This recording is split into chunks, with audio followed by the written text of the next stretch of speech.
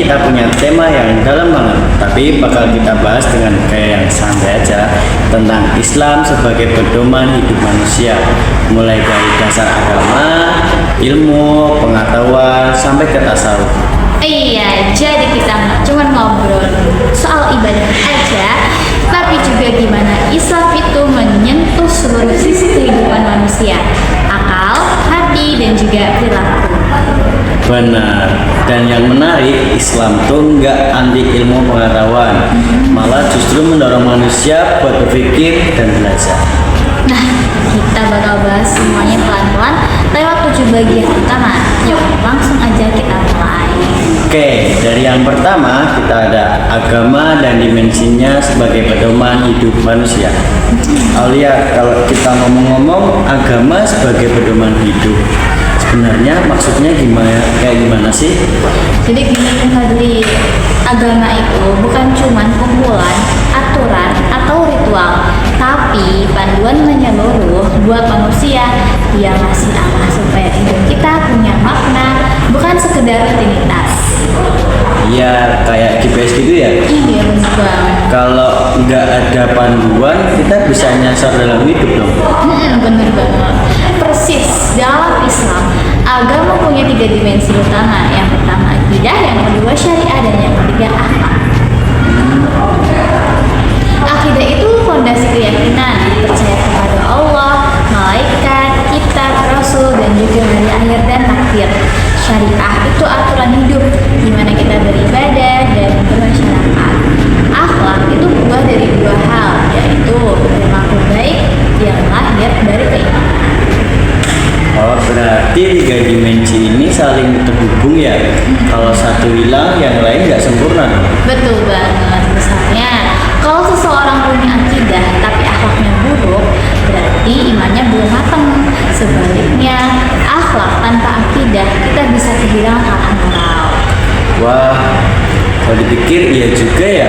Aku jadi keinget ayat Al-An'am 162 yang bunyi, sesungguhnya sholatku, ibadahku, hidupku, dan matiku hanyalah untuk Allah. Jadi semua aspek hidup harus bernilai ibadah ya? Iya, bener banget. Itulah kenapa Islam disebut dengan way of life. Bukan cuma agama di masjid, tapi panduan di setiap langkah hidup manusia.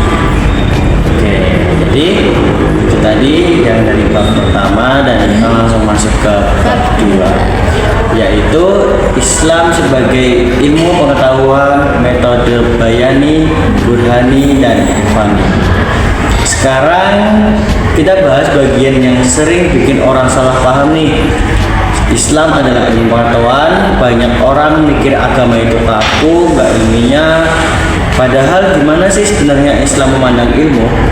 Nah, justru sebaliknya, Fadli, Islam itu sangat menghargai ilmu. Wahyu pertama yang turun aja langsung perintah buat membaca. Iqra. Iqra bismi rabbika ladzi khalaq. Iqra itu artinya bacalah. Nah, itu menandakan bahwa dasar kehidupan Islam adalah pengetahuan. Wah, bener banget. Tapi aku pernah dengar istilah bayani, burhani, dan irfani sebagai metode berpikir dalam Islam. Itu apa ya maksudnya? Oh, itu tuh 3 metode yang penting. Yang pertama, bayani, cara berpikir yang berpusat pada teks wahyu, yaitu Al-Quran dan hadis. Jadi sumbernya itu langsung dari dalil. Ini sering dipakai dalam hukum-hukum syariah. Oke, itu yang pakai pendekatan masyia. Iya, benar banget. Nah, yang kedua itu burhani, yaitu metode rasional logis. Ini pakai argumentasi akal, observasi, dan bukti empiris. Dulu ilmuwan muslim banyak tuh kayak Ibnu Sina, Al-Farabi, Al-Kindi pakai metode ini untuk menjelaskan realitas alam. Oh, jadi itu kayak sense gitu ya, tapi tetap dalam kerangka iman. Tepat banget. Terus yang ketiga metode Ivan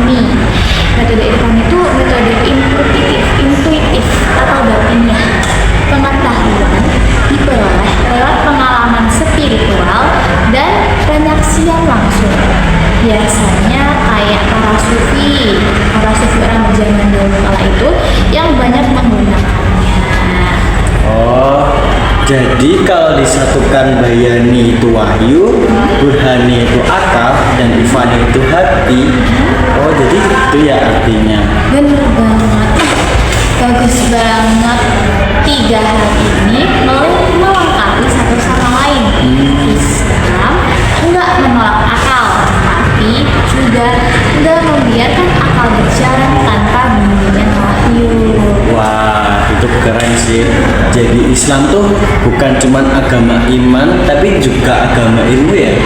Betul, dalam Islam belajar itu ibadah.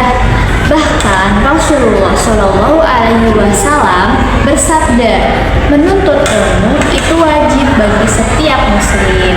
Wah, masya Allah. Nah, jadi dari bab 2 ya, dan Iya. sekarang kita lanjut ke Bab bab 3, 3, yaitu pengertian dan sumber agama Islam. Nah, sekarang kita ke pengertian nih dan sumbernya. Iya. Islam itu sendiri secara bahasa artinya apa sih? Islam secara bahasa itu artinya dari bahasa Arab, berasal dari kata aslama yang berarti berserah diri, tunduk dan patuh. Jadi Islam artinya hidup dengan penuh ketundukan pada Allah Subhanahu wa taala. Dan secara istilahnya, Secara istilah, Islam adalah agama yang diturunkan oleh Allah melalui Nabi Muhammad SAW untuk mengatur seluruh aspek kehidupan manusia, baik hubungan dengan Allah secara manusia maupun sesama alam. oh, kalau sumbernya berarti Al-Quran dan hadis ya. Iya, dua sumber utama itu nggak bisa dipisahkan. Al-Quran berisi petunjuk dasar dan hadis menjelaskan cara menerapkannya. Selain itu, ada sumber tambahan seperti ijma, kesepakatan ulama, qiyas, analogi hukum, dan ijtihad, yaitu upaya menggali hukum baru berdasarkan prinsip Islam. Oh, berarti Islam itu terbuka dengan hal-hal baru ya, asal tetap sesuai dengan nilai dasarnya. Iya benar banget. Itulah kenapa Islam bisa bertahan dan relevan di setiap zaman. Jadi itu tadi dari bab 3 dan sekarang kita lanjut ke bab 4. の家今度攻めようとかくだらないけど素晴らしいいつもの音が違ってきた Oke, sekarang kita masuk ke bab 4. Ya benar banget. Jadi kita mulai. Nanti kita mulai.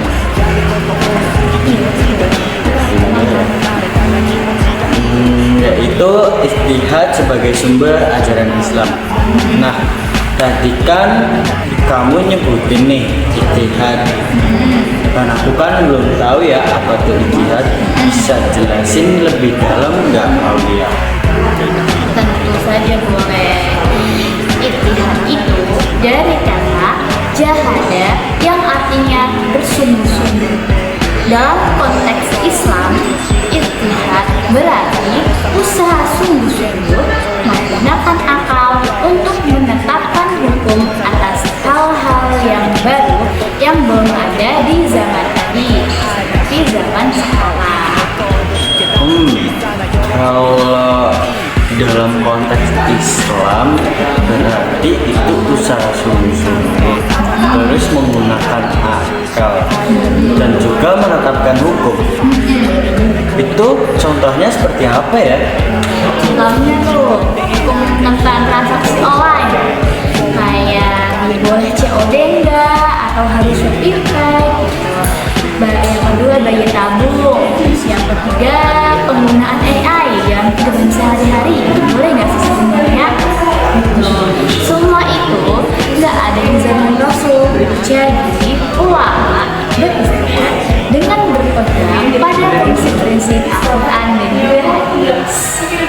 Oh, jadi begitu. Tapi itu nggak semua orang bisa kan beristihad. Iya bener banget. bisa beristihad itu harus memenuhi syarat. Ya, yang pertama, paham bahasa Arab. Yang kedua, menguasai tafsir. Yang ketiga, hadis, usul fiqh, dan juga mengerti realitas sosial, baik di zaman sekarang maupun di zaman lalu. Jadi, ijtihad itu kombinasi antara ulama atau ilmu agama dan kepekaan terhadap zaman. Oh, jadi ijtihad itu bentuk dinamisnya Islam. Iya, benar. Oh, agama tetap bisa menjawab semua masalah modern tanpa meninggalkan akarnya. Iya, nah itu dia Islam. Bukan agama yang kaku, tapi juga bukan yang berubah-ubah. Dia fleksibel dengan prinsip yang komit. Begitu. Jadi begitu ya apa yang dimaksud dengan ijtihad. Iya. Oh, oke. Jadi sekarang aku udah paham apa itu ijtihad. Oke, sekarang kita lanjut ke bab 5, yaitu karakteristik ajaran Islam dalam bidang akidah dan filsafat.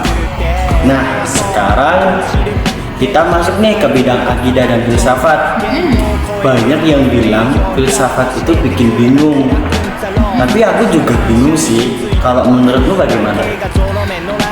Iya, filsafat tuh kadang bikin bingung sih. Tapi kan dalam Islam, filsafat tuh bukan buat membingungkan, tapi buat memahami keimanan secara lebih mendalam. Hah? Maksudnya memahami keimanan secara lebih mendalam itu gimana? Ini loh, akidah itu kan soal keyakinan dasar. Nih, percaya kepada Allah yang Maha Esa, tidak ada serta bentuknya. Filsafat Islam membantu menjelaskan itu dengan cara berpikir rasional. Jadi, kalau seseorang bertanya, kenapa Tuhan itu satu? Filsafat bisa bantu menjawab dengan logika. Seperti itu. Oh, jadi iman dan akal itu bisa saling melengkapi ya? Iya, bener banget.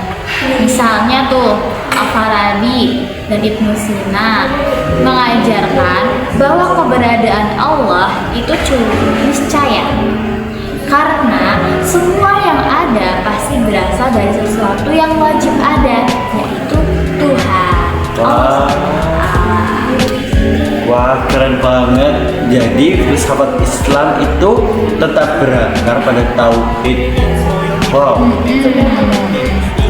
Betul, dan filsafat juga mengajari kita buat berpikir kritis, tapi tetap rendah hati, karena semakin dalam seseorang berpikir, semakin dia didasari betapa agungnya Sang Pencipta.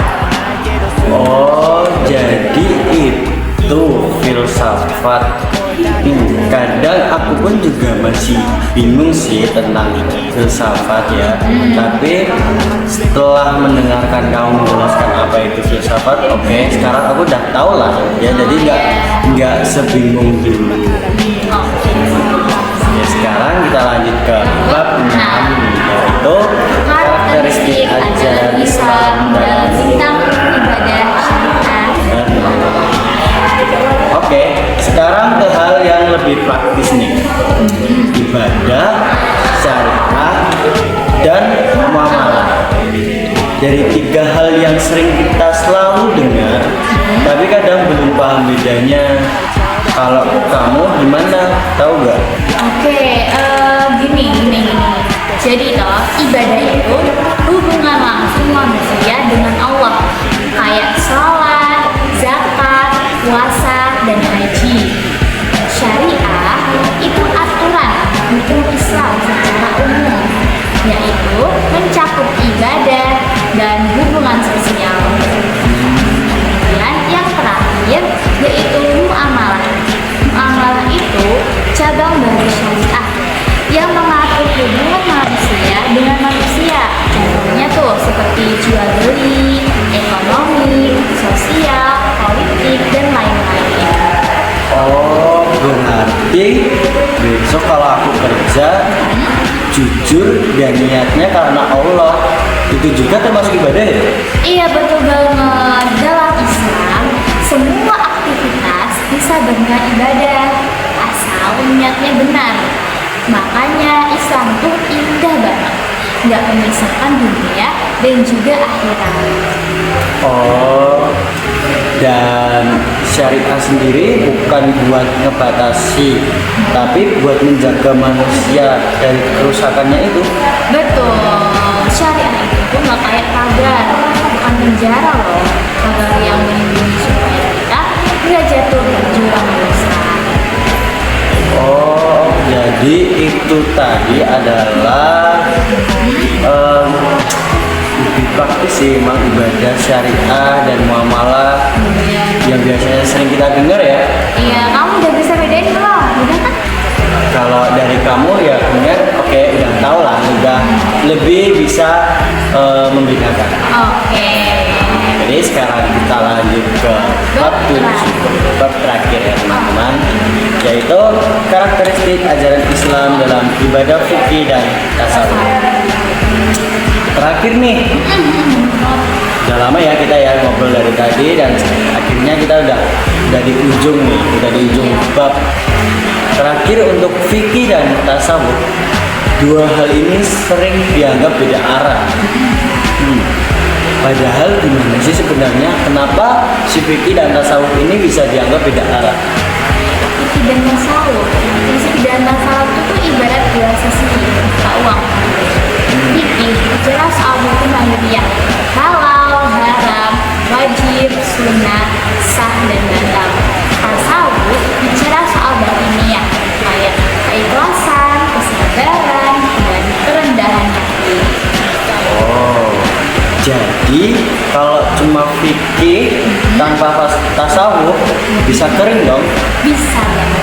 Tapi kalau tasawuf tanpa fikih bisa ngawur sih. Iya benar banget. Persis. Rasulullah itu contoh sempurnanya. Beliau menjalankan syariat dengan misi, tapi hatinya juga penuh dengan cinta dan juga toleransi. Oh, dari dengar-dengar jadi idealnya seorang muslim itu harus paham hukum lahir dan batinnya. Oh, Benar banget. Iya, orang yang paham agama tanpa tasawuf bisa menjadi keras.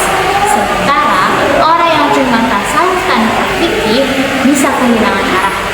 Keduanya harus berjalan dengan sama. wah, akhirnya udah selesai juga ya.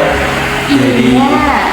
podcast hari ini aku jadi paham yang biasanya tuh aku kurang tahu gitu. Cuman ya aku cuman diam aja gak cari apa-apa. Tapi karena podcast kita hari ini aku tanya kamu jawab, jadi aku tuh tahu oh jadi seperti ini, jadi seperti itu. Luar biasa ya Aulia, dan tadi kita muter banyak topik tapi semuanya nyambung. Iya. Islam sebagai pedoman hidup, ilmu pengetahuan sampai tasawuf. Islam itu lengkap tanpa. Artinya dia menyuruh semua sisi hidup manusia, akal, hati, dan juga tindakan. Oh, aku jadi suka banget satu kesimpulan hari ini. Jadi kesimpulanku hari ini, Islam itu bukan cuma agama yang diajarkan, tapi juga ilmu yang dipelajari dan jalan yang dijalani. Masya Allah, betul banget Pak Dwi. Semoga teman-teman yang dengar ini juga rasain bahwa agama itu bukan beban, tapi juga cahaya. Amin ya rabbal alamin. Terima kasih udah dengerin sampai akhir. Sampai ketemu di episode berikutnya.